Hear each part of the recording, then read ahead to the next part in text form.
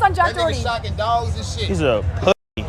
Why? Because it's Jack Doherty, bro. He's a pussy, bro. If he doesn't have no security, bro, he's pussy. Where's he at? Is he behind me? Where's he at? Would you pull up on him? I would pull up on him, but like no security, like I'll pull up on him. I'll pull on him. Where's he at? It all started like any other wild night in San Diego until everything went downhill for Jack Doherty. The scene? A TwitchCon afterparty filled with creators, fans, and streamers looking to unwind. But instead of enjoying himself, Jack ended up catching one of the most embarrassing LS of his career, all caught on camera at first. It was just harmless banter, people joking around, messing with each other. But then something shifted. You could literally see Jack's ego take a hit. Dion cracked a joke, Jack tried to play it cool, but that forced smile said everything.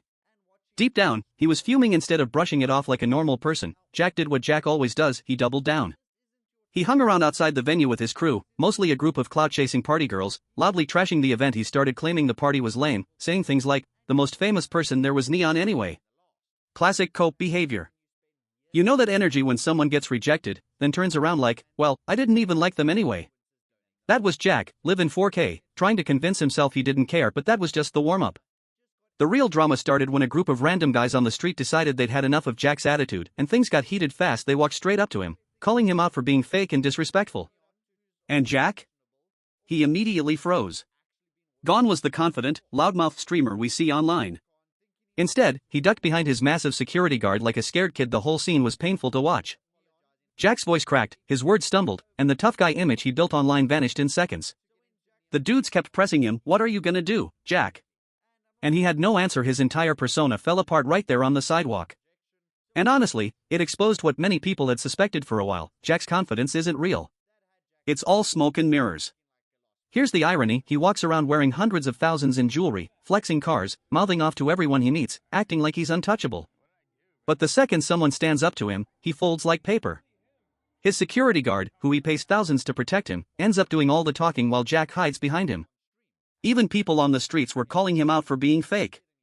And that wasn't the end of it. Remember those crypto scams Jack pulled off a while back? The meme coins he hyped to his fans before they mysteriously tanked? Yeah, someone finally confronted him about that too. They asked him directly, "How come you rugged all those meme coins, bro?" Jack immediately denied everything, claiming it never happened, saying people were just tripping. But when the receipts started getting mentioned, he tried to change the subject, talking over them, laughing it off. It was the same pattern we've seen from him before: no accountability, no apology, just deflection. Meanwhile, the charts for those coins still show straight red candles from when he dumped his holdings. That's not a coincidence. What's wild is how shameless the whole thing was. He literally used his audience to pump coins, cashed out, and then gaslit everyone into thinking it was normal.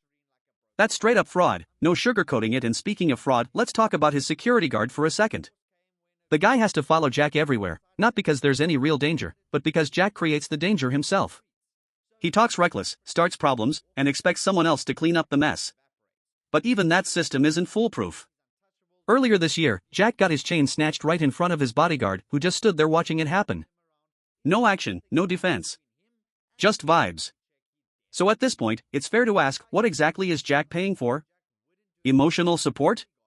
Because it sure isn't protection. And if you've seen the TwitchCon clips, you'll notice even the guard looks over it, like he's rethinking every life choice that led him there.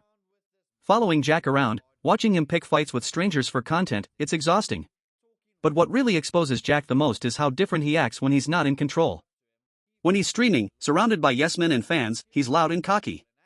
But the moment someone challenges him face to face, the whole persona crumbles. One of the best examples was when creator Cannel Joseph confronted him. Cannel roasted him right to his face, called out his behavior, made jokes about his crew, even teased him for being short. Jack tried to laugh it off, but you could see it in his eyes. He was furious, uncomfortable, embarrassed. Cannel stayed calm the entire time, while Jack kept stuttering and getting defensive. It was a perfect example of confidence versus insecurity. At one point, one of Jack's girls even grabbed Cannel's mic, and when he came to take it back, Jack tried to act tough, but it only made him look weaker. By the end of it, everyone watching knew exactly what was going on. This wasn't bullying. This was karma. Years of arrogance and disrespect finally catching up to him, live at one of the biggest events of the year. And honestly, no one really felt bad for him. Because this is what happens when you burn every bridge, scam your fans, and treat everyone around you like props for content.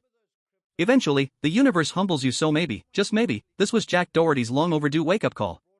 Because the truth is, no amount of followers or jewelry can protect you from reality forever. Actions have consequences. And this time, Jack had to face his